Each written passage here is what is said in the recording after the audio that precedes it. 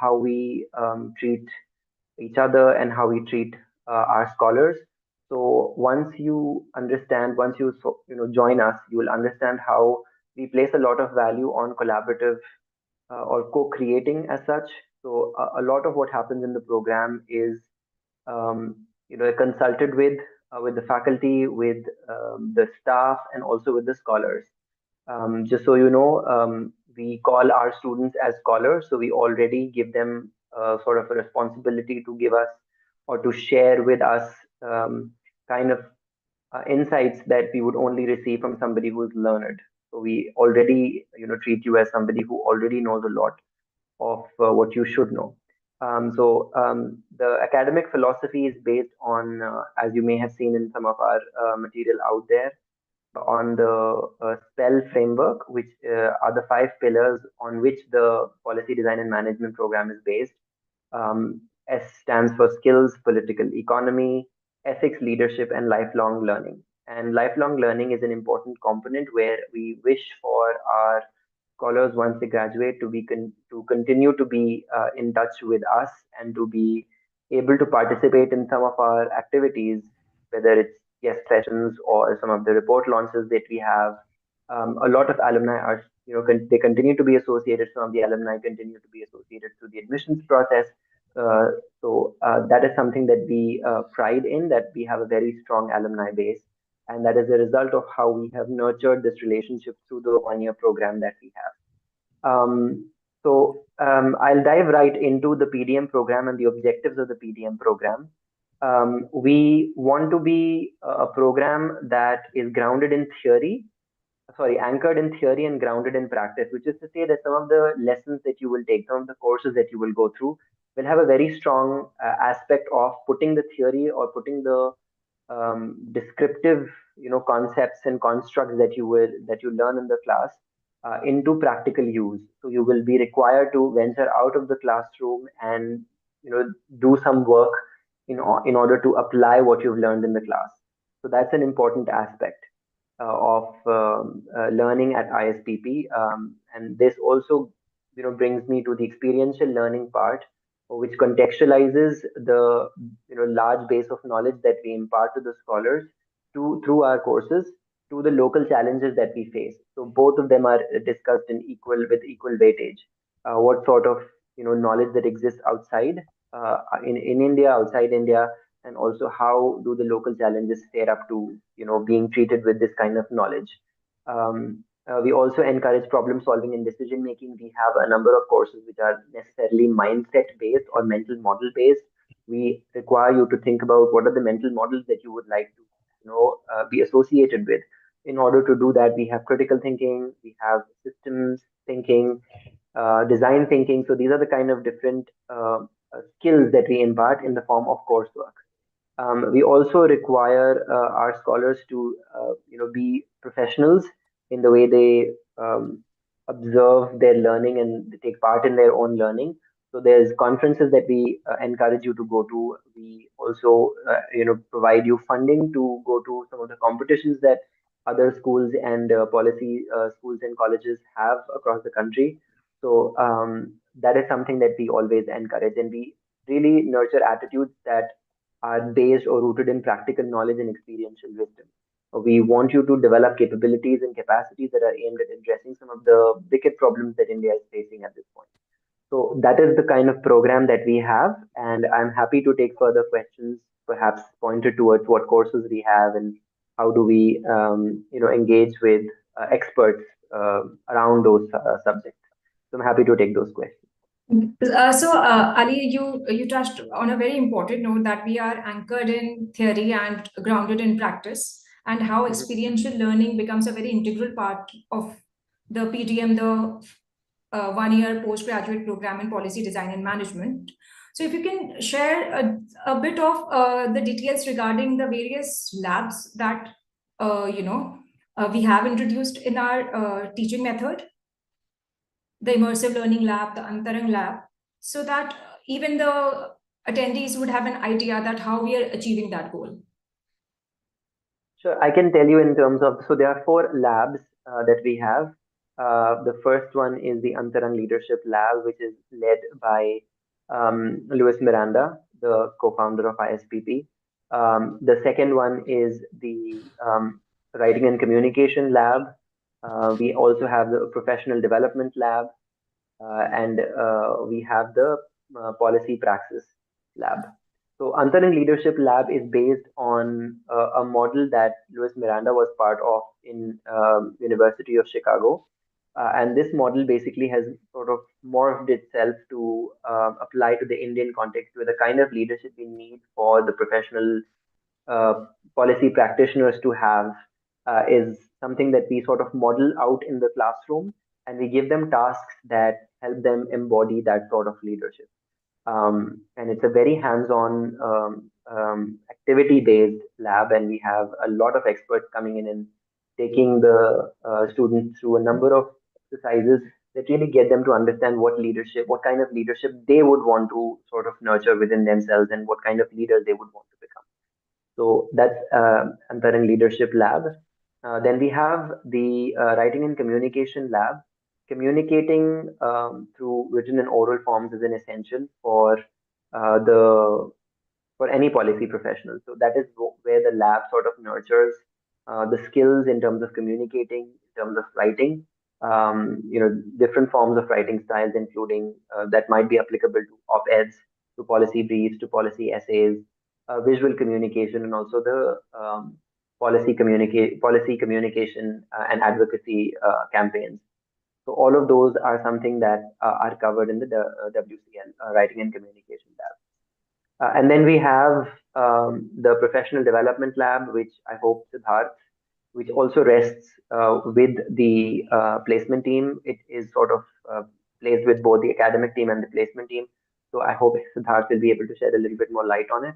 And the last one is the Policy Praxis Lab, which is where you, as a policy professional, what is the work that you will eventually do once you are out in the field? You are given that experience within the within the campus, within the classroom. This is led by Shubhashish Gangopadhyay, who leads IDF. So the point of the lab is to give you the ability to understand the praxis of policy, and how do you embody being a policy professional through some of the policy problems that you yourself identify out there in facing India. So those are the 4 labs, and it's an experiential learning. All the 4 labs are based on experiential learning, because you're not literally just sitting through lectures. You have to get your hands dirty and be able to do things in order to prove that you've learned something. And in order to do that, we then take you through certain steps, activities, hands-on activities, and require you to also step out of your comfort zone and go to these sites or where policy problems exist, in order to be able to do the work that you will eventually do as policy professionals. Thank you, Ali. Thank you for explaining it to us. I think we have a question from Mr. Sai Narsimha. Let me just quickly check the question.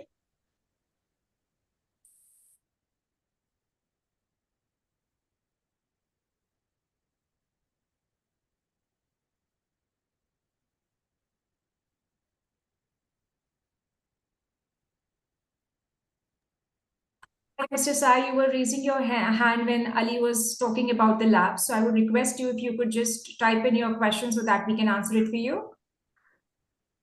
In the meantime, you very clearly pointed, Ali, that few of the labs correlate with the placement committee of ISPP. So I would like to introduce Mr. Siddharth here, who works very closely with the placement team. Siddharth, if you can help us understanding how the placement team at ISPP operates, and take us further. Thank you very much, Kuhu, and thank you very much for joining, everybody. I'm Siddharth, and I work with the Office of Career Services at ISPP, and Scholar Engagement, Professional Development Lab, and Skilling and Training are the few verticals I take charge of, along with Urvashi, who is not present in this meeting. It's been 2 years for me being associated with ISPP, and given my association with this particular role, I witnessed a change, a metamorphosis of the public policy career in this subcontinent, right? And I just want to quickly walk you through what especially careers in public policy might look like given the evolution, the rapid changes that's happening in the ecosystem. We started with something, I'll take the liberty to be very generic with the ideologies I'm going to talk about. Keynesianism used to be an ideology in the mid 20th century, which used to propound for state control, right? Extreme bureaucracy, what we call in India the license Raj, right? The pre-1991 era. That quickly changed to in 1990s with to Thatcherism, right? That the market forces are going to take care of everything, privatize everything, right? Of course, in 2008, financial crisis gave us a very solid taste of of it, that siloed approach is not going to work. India, along with many other countries, finally came up to this particular model we generally call the collaborative governance approach, where let's say governance and the policy making and the policy administration is not the handmaiden of, let's say, the markets, or let's say the bureaucratic ecosystem, or let's say just the politicians. Is the Samaj, Sarkar and Bazaar coming together, and in the cusp of that lies somewhere the governance and the good governance, and that's what going to take the country forward in the path of development and whatever the national goals are, right, or the regional goals are, for example. This particular cusp, which is very new, this is just getting developed. This is where ISPP position itself when it comes to the market of placing students or maybe sending our output out in the market, right? So given this background, if I may delineate maybe the huge capacity gap the government currently has, right? Catering to this particular problem statement, the conception of public-private partnership, for example, concepting to this particular opportunity, government opening up with its lateral entries and consulting and young professional roles, corporates waking up to the fact that public policy and public affairs is not just a passive role out there in the back office, but a very active engagement front, which very much corroborates with the sales and the longevity of the company and the brand. NGOs professionalizing and bringing in data-centric practices into their fold. Academia opening up to the field of public policy and researching on the policy affairs, right? And action research on policy itself. So these are the fronts on which the careers in public policy right now, especially in India, lies. And this is what we cater to.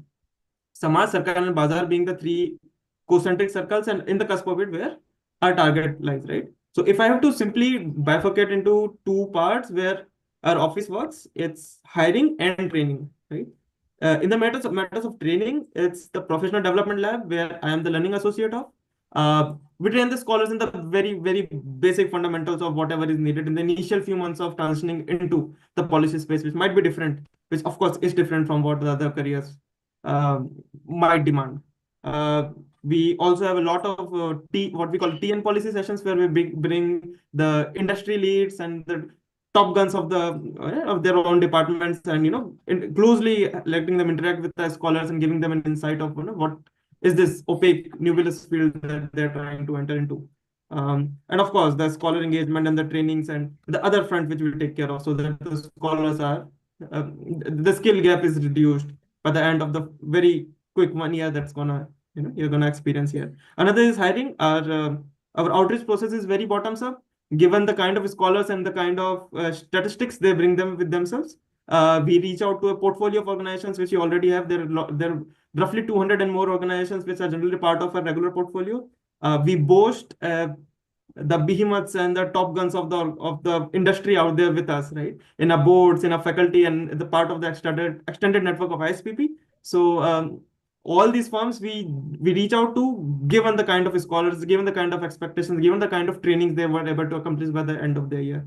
So industry bodies, CII, FICCI, social impact consulting firms, impact investing firms, public affairs organizations, policy advocacy and lobbyists, right? There is no end to it. Wherever the policy space at this point of time is expanding towards, we have a right to it and we hire people there.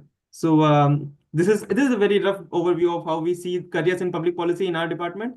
And over to you. Okay. Thank you, Siddharth, for giving us a very good glimpse of the placement and what all the hard work that you put behind, so that all our scholars are placed at the right place.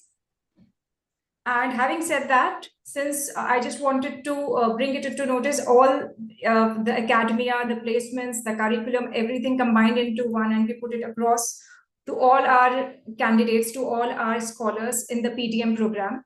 So I'll just give you a brief about the PTM program. It's a one-year program. It has 5 terms, 4 terms of 10 weeks each, and the fifth term is dedicated to internship and self-study. Having said that, I think Ali, you would be the right person if you can help us understand the curriculum of the in terms of the terms that is covered into the PTM program. So I would say that we divide the terms, the 4 teaching terms, as you mentioned. We have 4 teaching terms, and the 5th term is for internship and independent study. The 4 teaching terms are divided into, they're bifurcated essentially. The first 2 terms are where you will be imparted a lot of, you'll take, you'll sit through a lot of courses which essentially are giving you an understanding of the field. Introduction to public policy, the basics of microeconomics and statistics are being taught. You also will go through some of the courses that help you understand the governance and public administration in the country.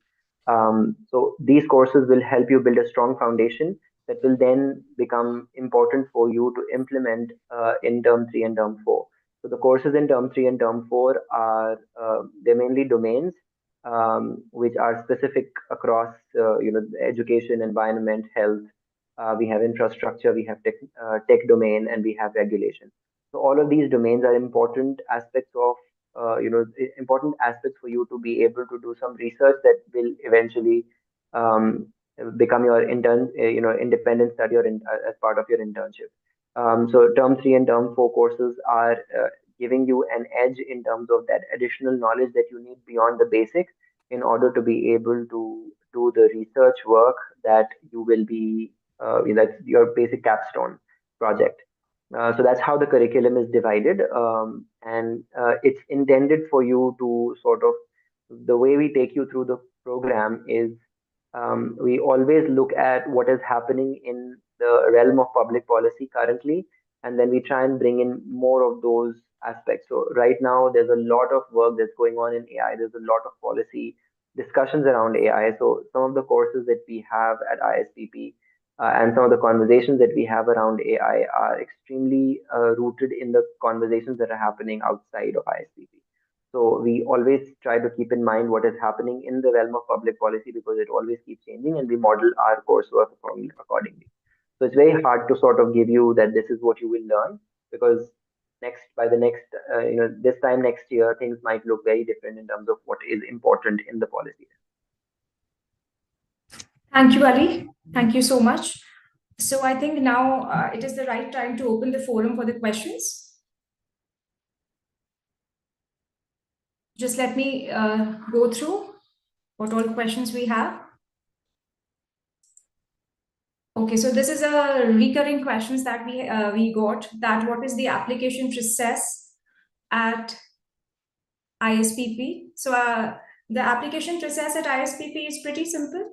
You register with us, you inquire with us, you will receive an email from ISPP side. You will get a link to start your application process. You can fill in the application process. Our program advisors will reach you. You can fill in the application, the form at multiple stages.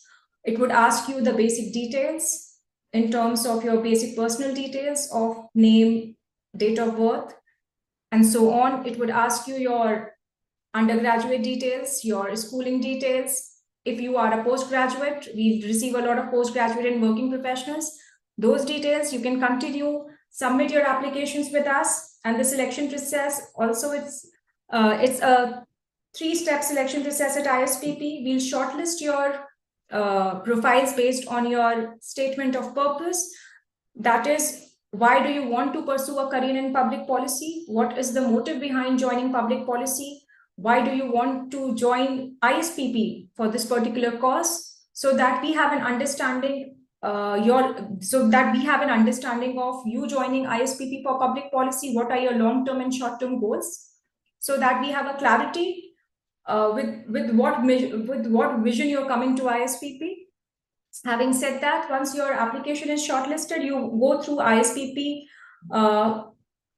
Policy Aptitude Index assessment. That includes your written assessment and your interview. The written assessment comprises of your quantitative aptitude, logical reasoning, English comprehension.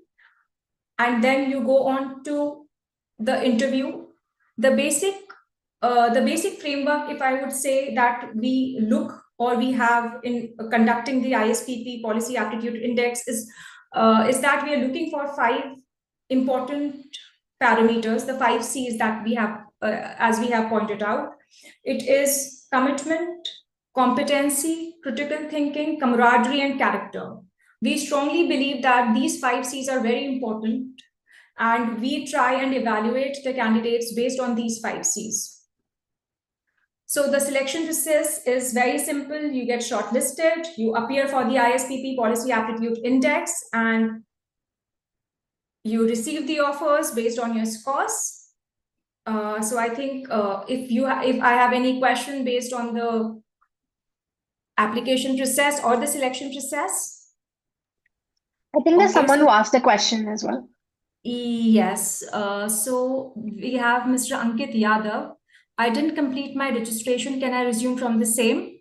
Yes, Ankit, if you started your registration process and you have not completed it, you can start from the same page where you have left it, and you can complete your registration from the same page. Thank you, Srija. If we have any other questions.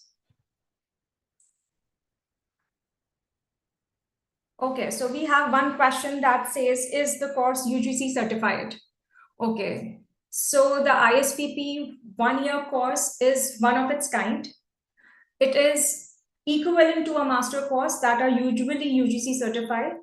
We are an autonomous body, and the reason we are not associated with any regulatory body is to maintain that autonomy so that we can bring those necessary changes and mold our curriculum in a way that suits to the current demands of the industry. Ali, I think if you could add your inputs here. Sure. So yes, ISPP, the course at ISPP PDM program is not UGC certified, and it is not as a consequence of we haven't been certified. We don't want to, essentially. The point that Kuhu made essentially is the basis of it is that we don't want to give up the freedom that we have in order to be innovative in the program that we offer. Like I said, it's very difficult to change the syllabus according to what's happening in the policy realm without certain approvals should you be UGC certified. So in that sense, it is important for us to maintain that autonomy and maintain that ability to be creative in what we offer to the scholars. And that is why what we see is the placements record is pretty exceptional. We produce scholars who are able to work in diverse fields, and they are able to sort of embody the kind of professionals that we intend India to have, which is a diverse range of professionals working in various different domains. So I hope that answers the question. Yes, Ali, definitely. Thank you so much. So we have one more question, registration link. Okay, so if anybody who's not gotten the registration link, I would request them that they can visit our website, ispp.org.in, and you can register there, and you can easily fill the application from there. I hope that answers your question. Okay, so we have one more question from Sanya Ahuja. I want to know a little more about the placement structure. What are the usual roles, profiles, the average package, and if recruitment is into international organizations too? I think, Siddharth, you would be the right person to take that question. All right. I see there are 3 parts of the question. Yes. I'll start with the last one. Do we recruit to the international organizations, right? The answer is there are various roles which come as a part of the international organizations, the World Bank, ADB, and the UN bodies especially. So far, we have seen that the scholars have gone into this organization as their second jobs, right? Given the competition and the placement bracket that we generally hold to, right? Because December to June, July is the time period where generally the firms come, and most of the scholars, given my take, are more keen towards getting into the policy space and then spreading towards the kind of organizational role they are more keenly looking forward to. So far, given our 5 years, 6 years of placement cycles, getting the first job as a staff member, no, so far I have not seen. But there is of course a possibility that once a scholar get into a certain kind of job role, a certain kind of domain, and then they do get into such kind of job roles. There used to be one of the there is an alumni, Miss Pankhuri Jain. She started as a LAMP fellow after ISPP, and then quickly transitioned into the World Bank. She worked in Meghalaya for the Northeastern Region Development Projects, and now she's in LSE. She's doing a second master's there in global health and trying to get her footing into the global health systems, right? So I think yes, there is a possibility. Kuhu, can you explain to me the two other parts as well? Yes. So you already explained the roles and the profiles that the candidates would go into. The Yeah. next would be the average package. See, since it's a very evolving field, so the packages and the benefits that the firm give you also tend to change with time. We generally see that the policy space, especially when it comes to this, let me bifurcate into the three parts: Samaj, Sarkar, and Bazaar, right? Yeah. These three are very different and have very different kind of job roles and very different kind of expectations and very different kind of remunerations they provide, right? Civil society tends to pay lesser as compared to market. That's already evident, given civil society generally do not produce revenue. They produce an idea and then try to move it forward, right? Whereas market is a revenue generating entity. That's why market tends to pay you more. So the kind of opportunity which the market gives are generally equivalent to the kind of opportunity you're going to see with other, prestigious institutions. Whereas when it comes to civil society, we generally bring these kind of NGOs which are more professionalized, more data centric, more into the public-private partnership and the PMU basis, collaborating with the government to implement a policy, to think through a policy. So you can generally expect a CTC somewhere around that of the assistant section officers or the section officers in the government, right? The very good roles when you become, when you join social impact consulting, for example, you might be getting a remuneration equivalent to that of the undersecretaries.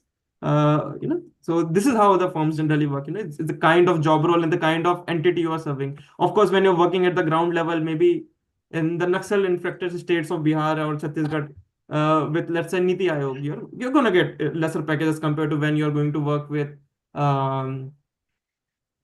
take some big consulting firm, for example, the social impact arm of BCG, for example, right? They're going to pay you more vis-a-vis these. So it really depends on the kind of stakeholder you are serving and the kind of impact you are bringing to the stakeholder and the shareholders together, and that generally decides your remuneration. But let me assure you, it's developing and it's not as bad. It's really not bad. Siddharth, I think it would benefit money. it would really help us if you would give us a number so that there is no curiosity in the minds of attendees. Let me tell you. I am an engineer. I did my BTech from IIT Roorkee. So see, I have seen the top of the top numbers in my college, right? Also, I've seen those other, less prominent colleges and the kind of placements they get, right? We know the TCSs of the world and the Wipros of the world, they're still stuck at the 3 lakhs per annum thing, right? Whereas the NGOs, which are not yet professionalized, generally give that kind of number. Whereas what we do at ISPP, whatever be the situation, we do not call any firm which is not ready to give at least 6 LPA.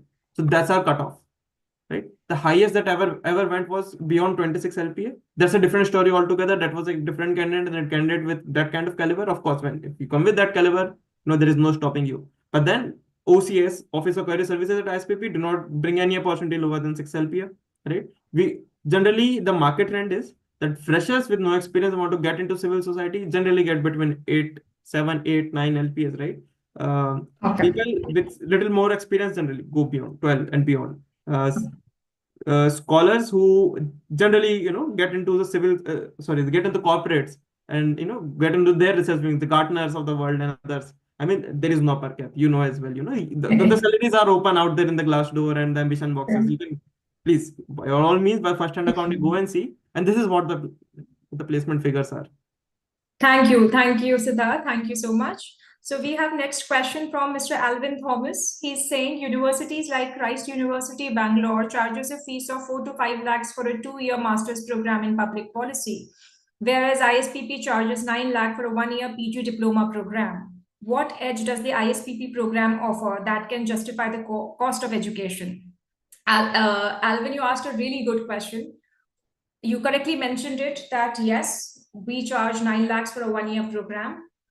Again, I would reiterate here, yes, it is a costly program. Yes, we charge 9 lakhs a year for a program, and it is equivalent to a master's program. So when you say it is costly, yes, I'll take that. I'll say yes, it is costly, but yes, the value addition that is coming with the cost justifies the cost. So in terms of the faculty that comes and teach at ISPP, in terms of the networking opportunities that you get at ISPP, that is worth the cost. I would say you get who's who from the industry, from all the 3 sectors that Siddharth correctly pointed out, Samaj, Sarkar, and Bazaar. Having said that, doing a 2-year course, giving out 2 years of your time period, money, time, and then entering into the industry with certain sense of theoretical knowledge. Obviously, you will have to struggle in the beginning, but having said that, when you do a 1-year course, which is equivalent to a master's in public policy, it is more practice-oriented course so that you understand the nitty-gritties of the policy world beforehand, before you join in. You save 1 year of your time, which I don't think you can put a label onto the time period that you're saving. 1 year is a hell lot of a time when it comes to when you are in the process of making your career. So I think, Alvin, I have answered your question. If you have any follow-up question for me, please do let me know.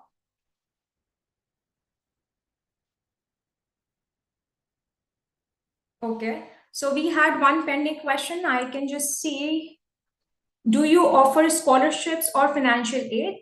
Yes, we do have the option for financial assistantship at ISPP. If the candidate has the right inclination, the motivation for pursuing a career in public policy, and the financial aspect is holding them back, we'll be more than happy to help you with the financial aid. Having said that, if you have any specific queries for the financial aid, I would request you to please get in touch with our program advisors, or we have your details. You can just ping us on the website. You have the number. Our program advisors will reach you and answer your specific questions related to financial aid.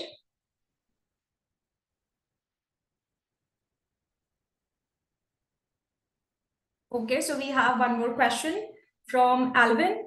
It is a follow-up on the earlier. When you say it is equivalent to a master's program, it is with respect to the quality. If I want to go down the PhD route, will I be able to do that after the 1-year program, or will I have to do a master's irrespective? Okay, I think Ali, you will be the right person to take on the question. Yes, in fact, in the current cohort, we already have about 3 students who are already planning to pursue their doctoral degrees. And I also know some who've sort of done a year of work after ISPP and then have gone to apply to PhD programs. And I know them because I have to sort of give references to their credentials, essentially. So yes, it's possible for you to go ahead and do your PhD. But usually I recommend to even the students who are currently studying at ISPP that you do a 1-year work ex post your time at ISPP and then go for PhD. That actually really gives you an edge. Really don't underestimate the potential for the importance of placement, essentially, and again, I would say don't underestimate the potential of some of my colleagues like Siddharth who can place you in really good positions, because our placement record is impeccable. Thank you, Ali. I think that would suffice. Do we have any more questions for the panel? Okay, so we have a question. Do you provide residential facilities at ISPP? I think my colleague here, Srija, would be able to take that question. Shrija, we can't hear you.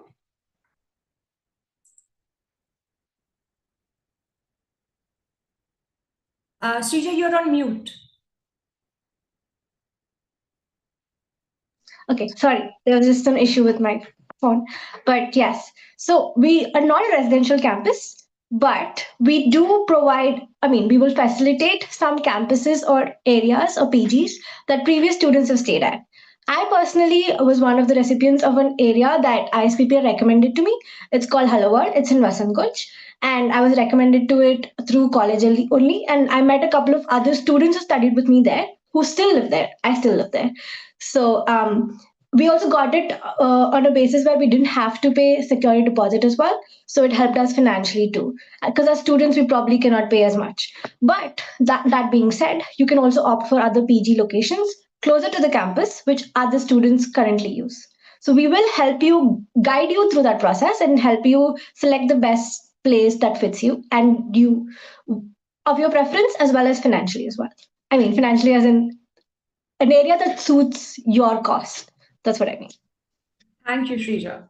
So I think I'll sum it up so that we'll help you find out places that are safe and affordable and near the campus.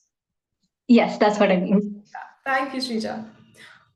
Okay, so we have another question. Somebody is saying that if we are interested in pursuing a job with the government sector, what are the avenues that we can explore? Siddharth, I think you will have to pitch in here. See, government cannot be considered a sector per se. We generally like to call it at OCS working with government, right? Because see, we tend to go beyond what the regular bureaucracy is, right? The regular bureaucracy moves the green files, which you know, right? That's the real government inside the secretariat, which you see, the green files. Whoever is moving the green file and noting on it is a bureaucrat. We are tending to go out of it, out of the procedure, more into the impact, more into the leading, right? More into ensuring what the file does, right? And there you will find couple of type of opportunities. For example, there are young professionals and consultants and those sort of opportunities which who work directly within the ministries, directly within the directorates, where you are a contractual employer for a certain time period, right? You go inside, you get a couple of promotions, you work with the senior leadership, with the joint secretaries for a while, and then you come out and get into some other sector, and then you hop in for some another position. So it's a hop in and hop out kind of arrangement. Another is when you work in an organization which is in a PMU arrangement with the government, right? In a public, in a project management unit kind of arrangement. There is a directorate of the state government or directorate of the state level entity, and there is a consulting firm who come together and form a PMU, and you are generally moving towards certain kind of, you're driving to success certain kind of policies. So let's say, for example, the CM, I come from Madhya Pradesh, right? So the CM school, CM Rise schools, what we call it. These are an innovations in the public sector, in the public education in MP. Nothing comes close to whatever the government did in the last 70 years. CM Rise, right? CM Rise was actually done by the Directorate of Public Instructions of MP, whereas Directorate of Public Instruction was enabled and capacitated by BCG through their public sector consulting team to actually implement this project, right? So if for example, you were an employee of the BCG Social Impact, you would be working inside the Directorate of Public Instructions of the government of Madhya Pradesh with the directors and the IAS officer to help them implement the policy. Once the project is done, you come out and pick, let's say, some another project in, let's say, UP, or another project, let's say, in Delhi, or another project somewhere else, right? So these are the project related roles as when you come work as PMU. Initially, we are working hop in and hop out kind of structure, where you work as a young professional, you work as some consulting, etc., right? There are other fellowship equivalent opportunities for young professionals, especially, where they tend to get into a hybrid arrangement with certain civil society organizations and the government together. You work for a period of 2 years or so, get some exposure, and then with some certain learning outcomes, you come out and then work with the government in parallel, work with some parliamentarian, for example, in their policy insight unit, policy intelligence units, etc. Or we launch your own firm. There are a lot of public policy alumni who have started their own ventures and delved into the world of collaborative governance and helping make social impact a real thing. So this is how we generally see working around government or working with the government rather than, let's say, working into the government as a Yes. sector. Yes. Thank you, Siddharth. I think you explained it wonderfully. Thank you so much. Just very important, very interesting thing that I think Ali mentioned at the beginning when we say that we call our students scholars. I think it has a lot of weightage and a lot of queries that we receive often, like when we denote, when we talk to our current students and we call them scholars, and the people who, the attendees or the candidates who are willing to join ISPP, it is a basic thing that they have that question in mind. Why do you call your current students scholars? Ali, I think you will be the best person to answer that. So I'll give you the trajectory. So the students who join, the candidates who join ISPP, they automatically at the orientation stage, we call them, they're Christian as scholars. And by the time they graduate, at the time of graduation, and Shrija will know this, there's an oath that you have to take, which transforms you into a policy professional. Now that we've instilled all of these theoretical and practical knowledge in you, you then transform into a policy professional. The importance of being a scholar is you are somebody who is acquiring knowledge, and not just bookish knowledge, but you're acquiring knowledge that helps you put into action what you're learning in class. So we look at scholars as who are able to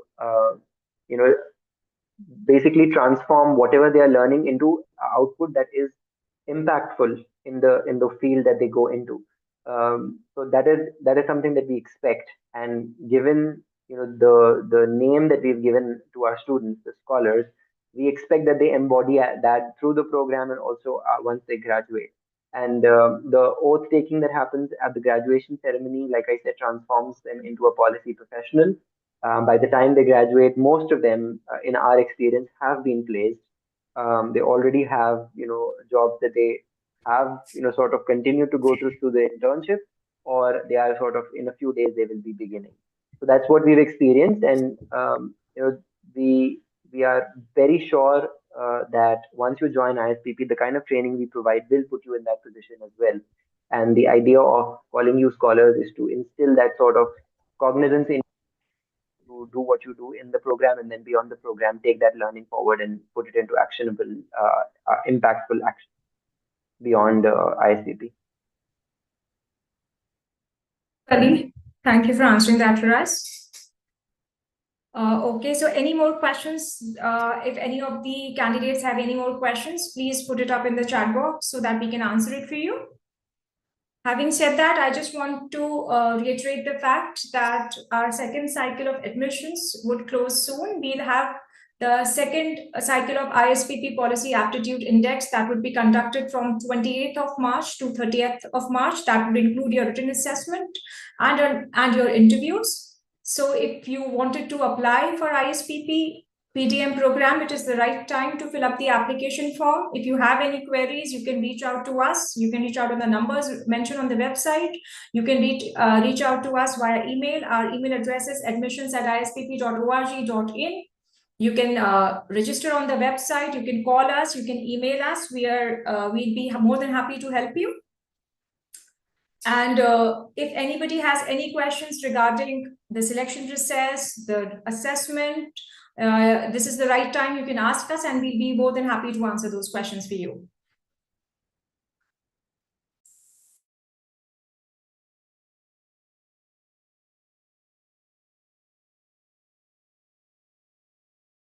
Have somebody who's asking if we can visit the campus for a campus visit.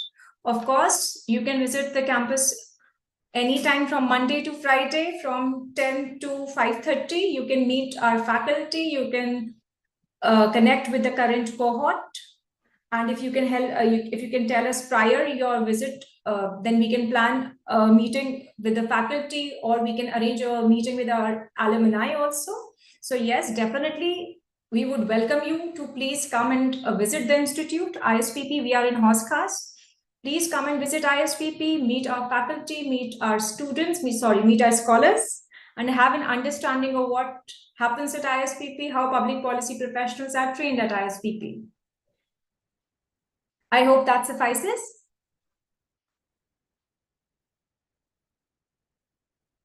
I think these are the questions. We have answered almost all the questions. One more thing that I want to bring onto the discussion is we are having an open house on 22nd of February, Saturday, from 2:30 onwards, and I would request the attendees, please do come for the open house. You get to know what ISPP is, you get to meet our dean, you get to meet our faculty, our alumni would be there, our current cohort would be there. So you have a 360-degree overview of ISPP, its academics, its placements, the entire student journey of a candidate at ISPP. So I would like to extend the invite to all of the attendees. Please do visit ISPP on 22nd of February. That is the open house, which starts at 2:30, and we'll be more than happy to answer all your questions there in person.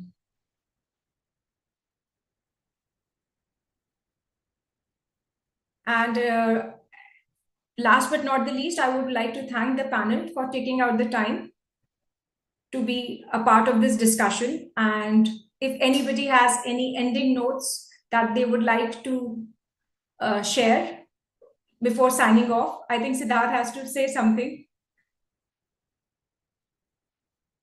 Oh my God, you got me there. I mean, the only thing I would want to share with you is that increasingly, in this rapidly changing world, all these frontier technologies and disruptive innovations, and how everything which we knew to be stable is now changing, especially in the front of future of work. I think we need to be seeing our careers in the form of designing it rather than landing into a job, right? And I see public policy education to be one of those first steps into these particular horizon, this new future of work, right? Which trains young talent for the impact and for the goals for that the nation has, as esteemed for itself. So I think in the matters of careers and in the matter, regardless of ISPP or regardless of the this particular session, I think you guys aiming or dreaming to get into public policy and daring to go beyond the traditional path of working as a bureaucrat or working in the simple corporate job or being a software engineer and just right. I think it's a brave thing in itself, and I would encourage you to regardless of whatever that mission is and whatever the result is, to walk on this path, because this is the future for the country. And thank you for joining in. Thank you, Siddharth. And I would like to thank you, all the panelists, Siddharth, Ali, Srija, Manohar, and all the attendees for taking part in this webinar, taking out the time on a Wednesday evening. Thank you so very much. For any of the questions, if you want to explore what ISPP is, what are the courses, what are the projects that we do, I would request you to please go onto our website, ispp.org.in, and get an understanding about ISPP. You can reach out to us on the number mentioned on the website. You can write to us at admissions.ispp.org.in, and we'll make sure that we answer all your questions. So I'll be signing off for today. Thank you so much. Thank you, everybody. Thank you, Kuhu. Thanks, everyone.